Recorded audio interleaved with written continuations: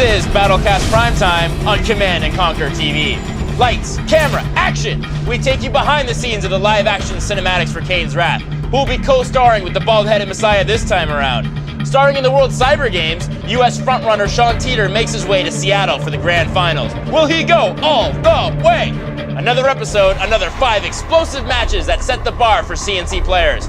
Check out which ones were so good they can only be described as the BattleCast 5. All your Command & Conquer desires wrapped in one 30-minute show. BattleCast Primetime starts now.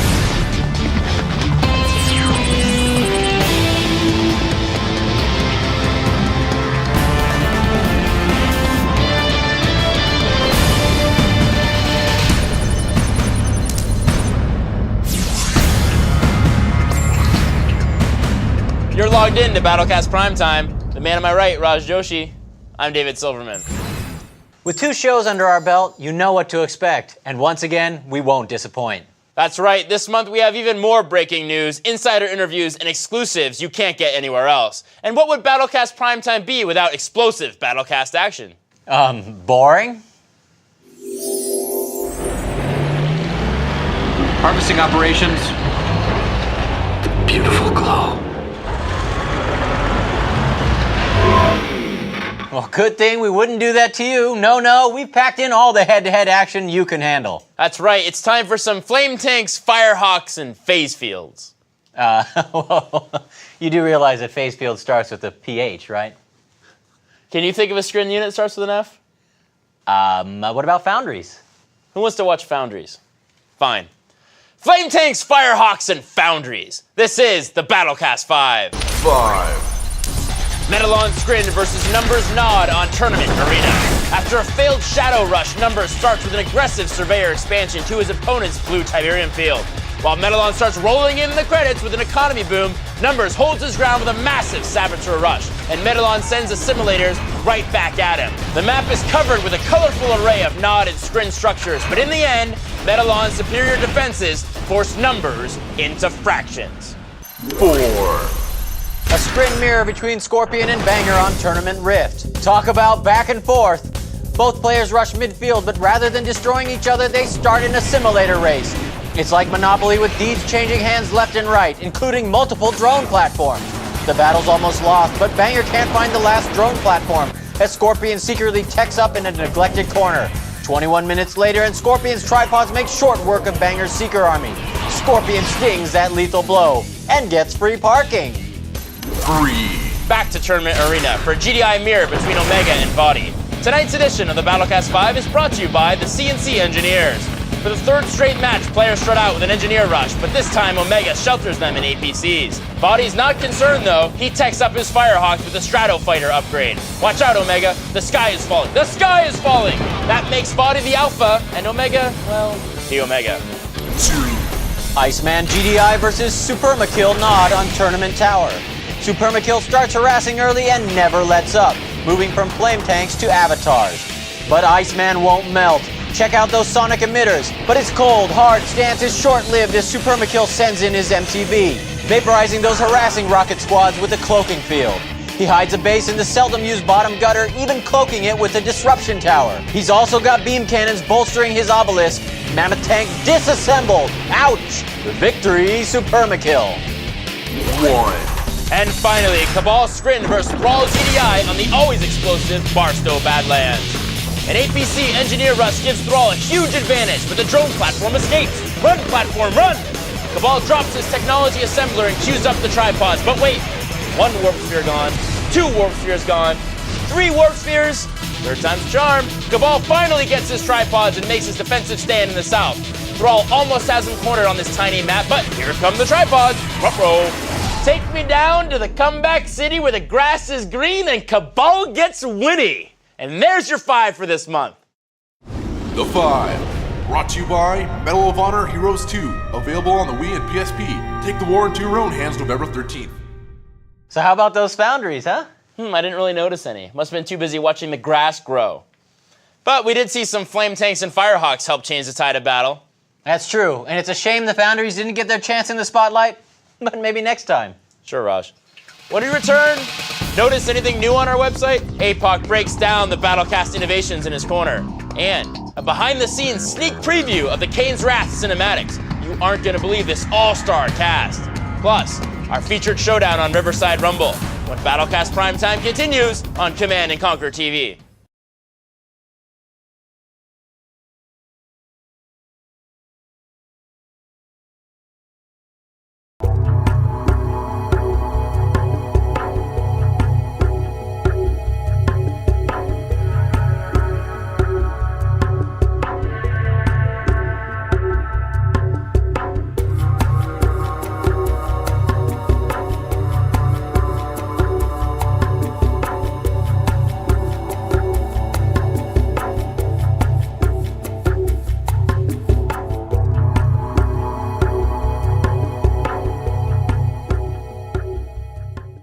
Welcome back to BattleCast Primetime. I'm Raj Joshi. If last week's peek at Kane's Wrath wasn't enough for you, you weren't alone. David broke out his ninja outfit and snuck into the filming of the cinematics. I do look good in all black.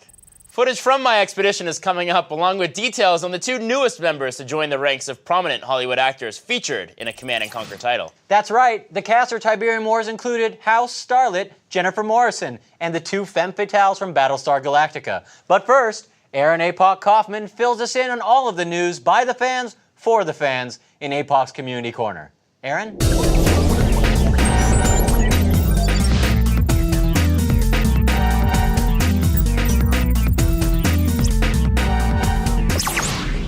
Hey all you Command & Conquerors, this is APOC, your official Command & Conquer community manager.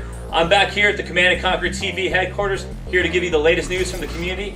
I'm slowly gaining a bit more office space every episode. Still no ocean view yet, but I'm getting there. First off, ladies and gentlemen, we've got a very special community birthday. He who loves the game, mods the game. He who mods the game, lives the game. The statement which has stood for the past 7 years on this fan site. We wanted to wish a very special happy 7th birthday to popular CNC modding site, Project Perfect Mod at www.ppmsite.com. Hey Banshee, you know we've met a few times, and you're one crazy freaking Brazilian. But you know what? We still love you and your team. And you'll even get to see some not-so-secret but highly confidential movies from our past CNC3 Community Summit. And as that crazy Brazilian Banshee likes to say, those movies are the awesomeness. After a competition which spanned 8 months, 74 countries, and hundreds of thousands of Command & Conquer players around the world, the World Cyber Games Grand Finals converged in Seattle, Washington, and taking home the gold from the United Kingdom, Sean Apollo Clark, when he defeated Xeon from Germany 2 matches to none. First he was the BattleCast Primetime star, now he's the Command & Conquer 3 World Champion, and he's got $12,000 to boot. Sean Apollo Clark, what in the hell is next for you? I don't know what I'm going to do there. I might take a holiday, come back here maybe. I don't know. Stay tuned later in the show when we take you to the World Cyber Games Grand Final, where you'll get an exclusive look at all the CNC epic drama that went down. It may not be the World Cyber Games, and it's definitely not Chutes and Ladders, but come on, who doesn't like an occasional game of Chutes and Ladders? The first official ladder season for the Command & Conquer 3 League kicked off late last month. The first of 3 qualification rounds for our season-ending finals just passed on October 22nd. Congratulations to our top-ranked 8 players on the 1v1 ladder who qualified for the season-ending tournament in the first round. You are one giant step closer to winning the coveted $5,000 check. And not to mention my undying respect. The ladder season continues with the second qualification round ending on November 19th, so get on that 1v1 ladder and start playing, Commander. And to anyone persisting to cheat and disconnect in Command & Conquer 3, watch out for Judge Iron Fist APOC coming to a show near you. Trust me, it's going to be one account-shattering explosive show. In the year 2432, the interstellar war between the allied worlds of Sol and the Core, and the Triaxis, saw the whole of human space descend into 7 long years of apocalyptic war. This is... Wait, what? No, this isn't Command & Conquer 10 Interstellar Wars. This is the precursor story to Asylum, a total conversion mod for Command & Conquer 3 that's hot in production. If you want to check it out, go to asylum.slipstreamproductions.net. And here's a shout out I bet you didn't see coming. Download the beta now for Red Alert: A Path Beyond, a total conversion mod for the thriving legacy game Command & Conquer Renegade. This mod brings Renegade fans all the FPS excitement of retro alternate World War II action and a few nostalgic tears to our eyes. Support this Renegade mod now at www.pathbeyond.com. You've been ordered. And now, Chris Corey, executive producer, is here to tell you why the new BattleCast system is definitely the awesomeness. Thanks, Aaron. New awesomeness indeed. We have some great improvements coming to BattleCast. Let's take a look. We're going to start on the league page here for Season 1. And we're going to take a look at a player profile here, Commander NR. And the first thing I want to pull your attention to is this little scrolling widget that actually shows cards for some of his most recent matches. You can click directly on the cards to get match details there. But we're going to pop down here, look at his match history. You can now, directly from match history, click on that match, and we'll get sent straight into the BattleCast program guide where we can see the match details there. We're going to come here, go into the archive section of the site, and this is showing all the BattleCast matches for the last day. Obviously, we have a tab here for the matches that I've played, the matches that my clans have played.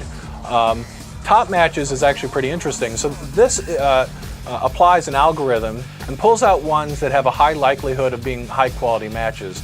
So these are matches where the participants are senior members of the community, maybe they're high on the ladder, or maybe the match has been downloaded and watched by many different people. So I also want you to check out the Historic Matches tab here.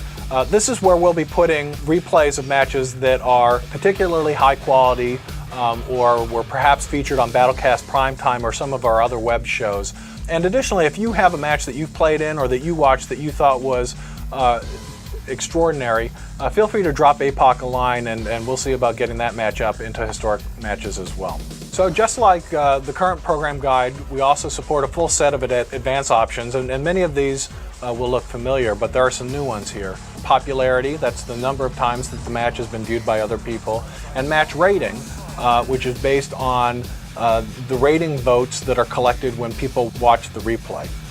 And boom, we've got 19 pages of matches here. Easy to jump into one, click on View Match, and we're ready to go. And I really want to encourage you guys to get your feet wet with our commentary features. There are a lot of people experimenting with the telestrator, but keep in mind that if you have a microphone attached to your computer, you can record audio, and that will be uploaded to our servers along with the rest of the replay data. Of course, if you think you can do it better, don't forget that you can add commentary to a replay after the fact. So that's it for our new BattleCast features. Thanks a lot. Hope to see you online. It's like RTS Nirvana. These new features guarantee you can get your daily fix of CNC action while you wait for the next episode of BattleCast Primetime. Or if you're like me, you can make your own version of the 5 every weekend, just for fun. That's a bit scary. Well, don't you do that too? No, we have interns for that. But now the story you've been waiting for. Cinematics from Kane's Wrath. Here's your peek at the upcoming stellar FMVs. See if you can spot the high-profile actors. We all make mistakes. I think that's part of being human, and Brother Marcion made a mistake. Circumstances being what they were, he thought he understood what was going on, but unfortunately, he didn't. And he pays a price. But fortunately, Kane is there to bring him back into line. Kane. Yes. Kane's Wrath is actually, it's a musical. They've added a lot of really cool songs. I have a very nice aria in the second act. I have a lovely tenor voice, actually. A lot of tap dancing numbers as well, and a nice little clog section with a lot of clogging. Those are the only secrets I'm allowed to give. What have you done? What have you done? And you, and what have you? She's the angel of the nods. I mean, she very much, Kane is her, she idolizes him. He is her prophet. He is, her everything. Action! The only way you'll get more quality videos like that is to buy the expansion early 2008. Or keep watching BattleCast Primetime. Maybe the News Ninja will make a comeback. That's a pretty lame alias. Speaking of alias, you just saw co-star Carl Lumley. He'll be featured in Kane's Wrath along with Natasha Henstridge. Not too shabby. Personally, I can't wait to see more of them, especially Natasha. I'm sure she'll add a whole 9 yards of fun to the game. Get it? She was in that movie, A Whole 9 Yards? You better believe we got more Kane's Wrath info to leak later. But for now, ever wonder why Tiberium is green? Or why GDI's airships are named after killer whales? Want to know how the online auto matcher works? or what the Confessor upgrade does? Well, there's no such thing as a stupid question, only stupid answer. It's time to ask a developer.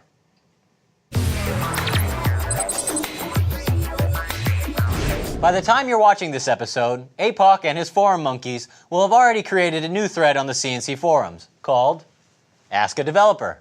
Here you can post all those burning questions or go the extra mile and post a link to a video of yourself asking. Be sure to show off your CNC swag and maybe you'll be featured here on Ask a Developer. In the meantime, Raj, hand me today's question. Thank you. It says here this was submitted by a dapper young go-getter, now a producer for a major video game company. He prides himself in his CNC skills. Look at that, he used a Z. How cute. Raj Joshi asked, wait a minute, Raj Joshi? Well, yeah, what did you expect? The thread hadn't been posted yet.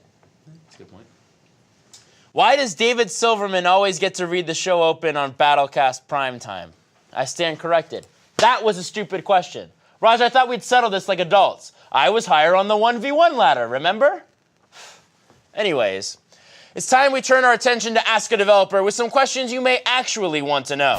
Thanks, guys. I'm Amir Rao, a level designer on Command & Conquer 3, and since we don't have the forum post up yet, I'm going to go ahead and answer a question I see on the forums all the time, which is how does veterancy work? Well, a unit starts with no veterancy. Once it kills 3 times its own value in units, it becomes a veteran. A veteran does 10% more damage and has 10% more health. The next level up is Elite. At Elite, a unit has 20% more health and does 20% more damage. After killing 3 times its value again, a unit is considered Heroic. At Heroic, a unit does 20% more damage, has 50% more health, has twice the rate of fire, and is much harder to suppress. You'll notice Heroic units because they have a special Heroic icon and Heroic firing effects. Well, that's all for now. If you have your own questions, go to commandandconquer.com and post them. Back to you guys.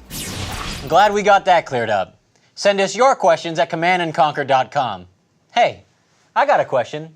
Who's going to be playing in our featured match? Great question, not telling. When we return, neither rain nor storms nor precipitation can stop us from bringing you news of the Seattle World Cyber Games Grand Finals. Plus, Associate Art Director Mike Colonnese talks about the art of the Messiah. Hallelujah! When BattleCast Primetime continues on Command & Conquer TV.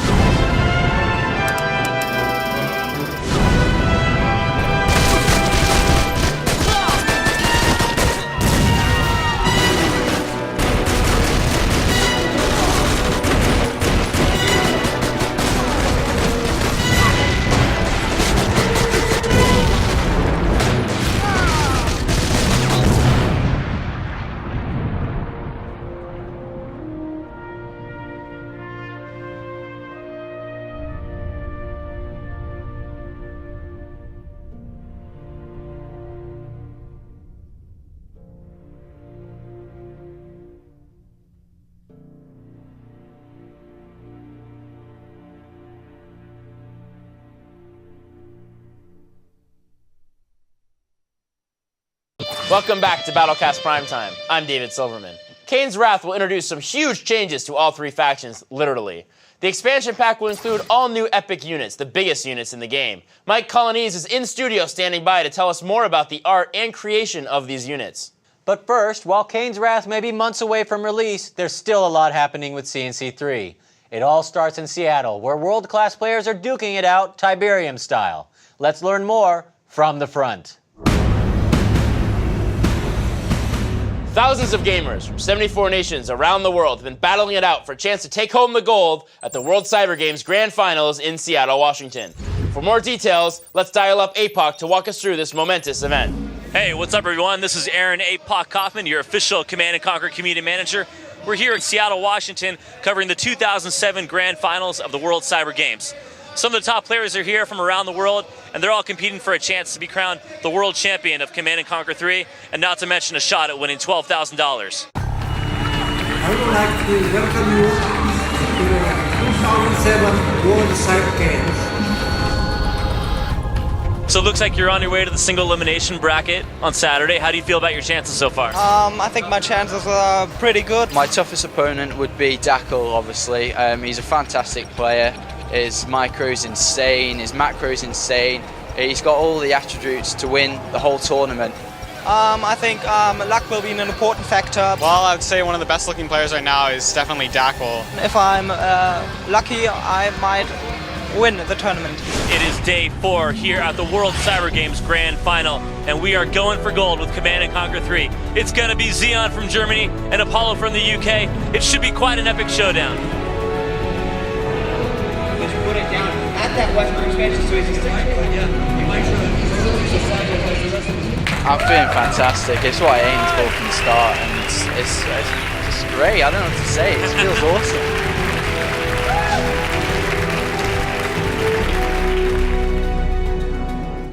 The long-awaited BattleCast viewer will finally arrive alongside patch 109. This standalone feature lets you download and watch CNC3 replays from CommandandConquer.com. When you download the free viewer, you'll get the entire multiplayer game, all the art, units, and maps, but none of the functionality. That's right, it's locked in observer mode, meaning you can only watch other people play. Hey, there's no such thing as a free lunch, people. Earlier in the show, we saw how awesome the cinematics in Kane's Wrath will be, but they're just a small part of the art direction. It takes an incredible amount of skilled designers, modelers, and animators to create the environment, structures, and units you all know and love. Kane's Wrath is introducing a new challenge for our dedicated artists, the Epic Unit. These larger-than-life elite vehicles are designed to be highly customizable, game-changing units, feared by your opponents. Joining us now to talk about the art of the Epic Unit is Associate Art Director Mike Colonese. Mike, welcome to BattleCast Primetime. Thanks for having me. Now, Mike, a lot of the fans have been asking questions about these Epic Units, how they play, how they look, all that stuff. But before we get into that, let's get to know a little bit more about you. So on Command & Conquer 3 Tiberium Wars, you were doing concept art, you were doing modeling, you were doing some animation.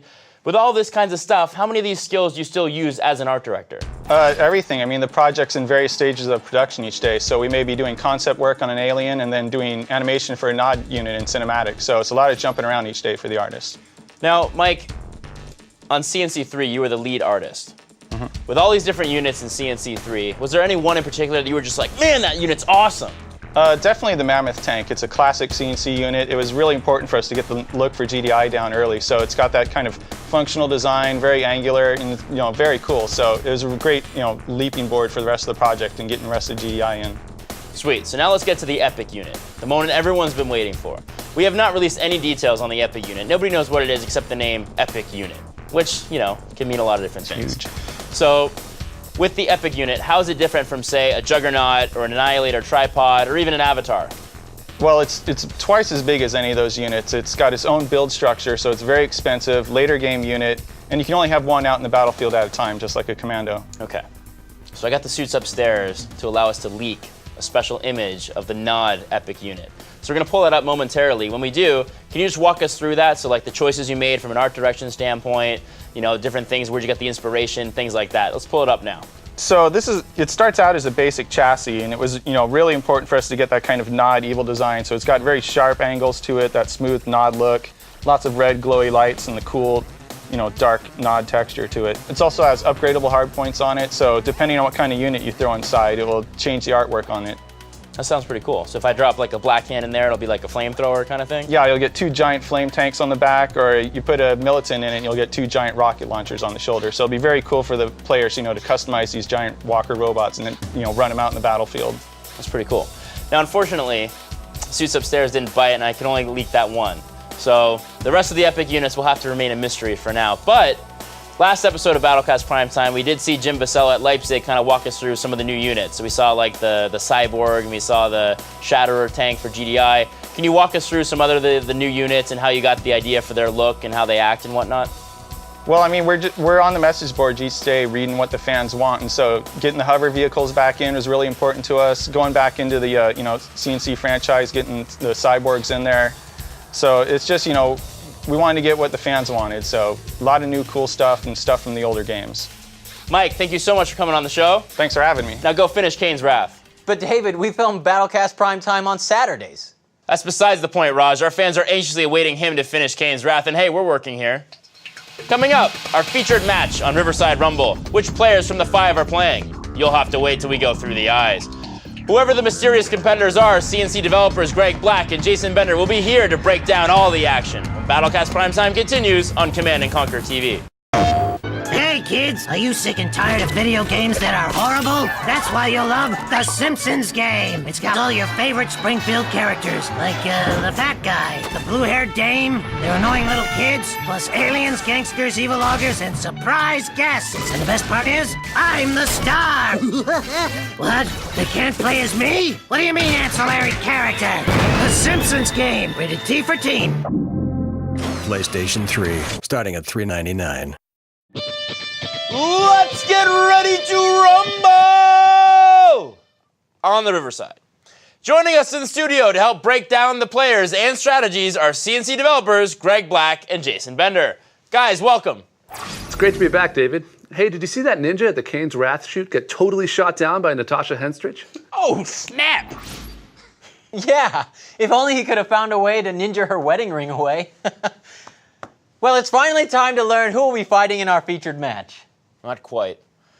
Before we meet the players, let's get to know a little bit more about the terrain they'll be traversing. What does your Battleground Reconnaissance show, Greg?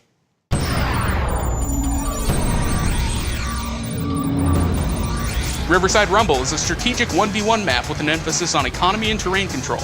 Players start in opposite corners on a defensible plateau with only 2 entrances protected by many garrisonable structures.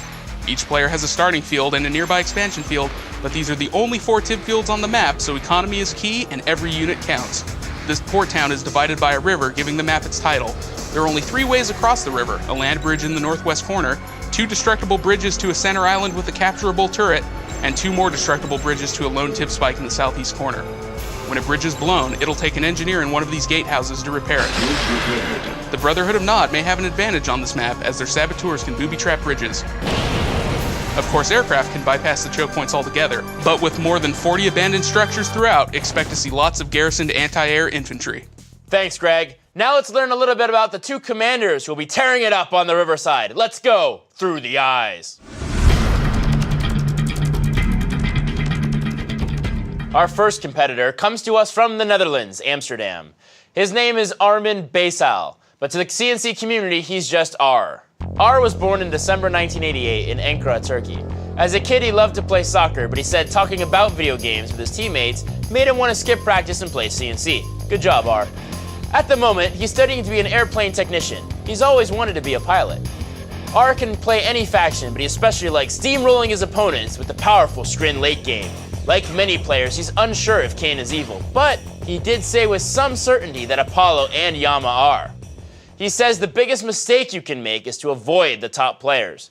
You should play with them, hang out with them, and soon you'll be as good as them. Tonight he'll be answering the timeless question, are you ready to rumble? His opponent plays from the snow-covered mountains of Skien, Norway. When we asked him to spell his name phonetically, he replied, "It's really hard to explain as it contains 2 sounds you don't have in America. Give it your best shot, and I won't complain." So here goes it, Seaman Lilocus. Or around here, we like to call him Chuck. You may know him from the boards as Metalon. Metalon was born in December 1990 in Nordkapp, Norway, the northernmost point of all Europe. He's just starting his 2nd year of high school, but he aspires to go to college and study media, or computer engineering. If you're wondering why he's such a good CNC3 player, well, it's because he got the game a week before its release. That's right, an internet store in his country made a huge mistake and sent out the pre-orders a week early. Of course, it could also be because he's played the Red Alert 2 campaign more than 100 times. As a self-described techer, he plays Skrin because of their superior air force and late-game abilities. His advice to new players? Build units. Teching is great, but you won't get far without an army. If you want to follow in these players' footsteps, watch the next Command School. Developer Greg Kasavin's Skrin Spectacular will teach you to rock this endgame powerhouse. An explosion montage is practically guaranteed. Once more, the time has come to put our reputations on the line as we choose our pick of the match. Gentlemen. Just for the sheer piracy of it, I'm going to have to go with R. And you know, Jason, for once, I think I'm going to have to agree with you on something. I'm going to go with R2. He's played 3 times as many games as Metalon, over 3,000 matches. That is a lot of bang for your buck. More like bang for your buccaneer, am I right? Raj Joshi on the on-deck circle. Who are you going to pick? Well, it's a tough decision, but I'm going to have to pick the young chap from the very green city of Amsterdam. Why does that not surprise me? And that's going to leave me going with Chuck. Well, there you have it. Gates are closed, bets are in, gentlemen. Let's rock. Tonight's matchup is between Metalon's GDI and R's Scrin on Riverside Rumble.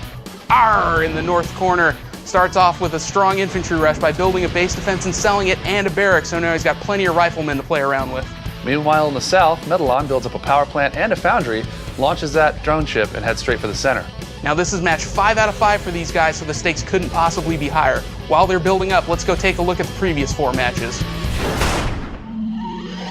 Metalon's secret shrine calls in 2 shadow teams. He builds a 3rd and sells the shrine for an even 4. They take out a power plant and a crane, but R's Storm Riders wipe out his harvesters and the power grid for the win. 1-0 R. Metalon's expansion is getting wiped out by those Scorpions, and R's Vertigos take out his tech center. But he rebuilds it, holds off the attack, and comes back for the win. They're tied at 1-1. It's R's turn to try the Shadow Rush. They cross the river and land to take out a crane, but Metalon sells his refinery and uses buzzers to wipe them out. R must have been really frustrated, because soon after he forfeits the match. 1-2, Metalon. R Nod cloaks 2 flame tanks and sneaks them to a bottleneck. His decoy army puts 2 fakes inside Metalon's base, while the real ones level a war factory. From here, the real ones retreat and go stealth, while the decoys create a diversion. The fakes are wiped out, and the real flame tanks are cloaked inside Metalon's base. Check out this micro, as only 2 units take out an airfield, an operations center, a tech center, 2 power plants, half a dozen tanks, and a refinery. Finally, one goes down to a predator, but R's second flame tank escapes and goes stealth. He waits it out and levels the Kanyard, tying it up 2-all. Wow, that was some excellent flame tank micro. If R can keep that up in this game, I think he's got a very strong chance of winning. It looks like he is going with the micro. He's got APCs here loaded up with engineers now, and that's a big micro package. And back over here at Metalon's base, you can see he looks like he's going for something of an economy boom, a pretty traditional build order here. He's got a wide base spread out and is putting down for the long term. Yeah, that's gonna do well in the late game. So in the meantime, though, the early game, we've got the APCs coming in with engineers. They're gonna go right past that lightning spike, and they're gonna move in here between the harvester and the refinery. And what is this that they're doing here, Jason? Am I mistaken, or was that a mine drop? It looks like the APC mine drop. You don't see it often, but it's a great job right here because it's popping those buzzers, damaging the seekers. It's gonna give his engineers the time they need. And look at that, his engineer got in, captured the refinery while the harvester was docked. That's a huge win for R. Yeah, $2,400 of Tiberium flowing in, plus the value of the buildings. So he's in great shape here. It looks like he's gonna sell it. That refinery, that harvester's gonna head home. The other engineer died, but overall, big win economically. So he's gonna take a bite out of Metalon's significant base here. Metalon did a great job of setting up his base, but you know, R had to come in and get his share. Yeah, that's definitely gonna hurt Metalon in the long term. Hopefully he can survive against it. Yeah, it looks like he will. I mean, he's got a pretty strong base. So in the south here, meanwhile, R is at more of a disadvantage. He used that dig-in power to try and hold that bridge. The Seekers run right past it, and it doesn't look like he's going to be able to hold that tip spike with those APCs. Yeah, those APCs simply cannot hold up against that kind of firepower. All those Seeker tanks, even when they've got rocket guys in there, they have to get out. Yeah, and covering their tracks, they use another mine drop, but the assimilator comes in, and at the end, he takes that tip spike. Metalon enhancing his economy a little bit. He's going to need it to make up for that lost refinery. And it looks like he's got a couple of rigs in here, so he's got the center of the map uncontested now, so he doesn't... R's base is not as strong as Metalon's, but he does have more tip spikes and he's got more command over the field. And he's got a wider variety of units here too. He's got snipers, he's got APCs, he's got predators, he's got everything. So it looks like R has an MCV, and that's a new one, not his primary MCV, rolling into Metalon's base. This could be bad. Yeah, so Metalon doesn't have a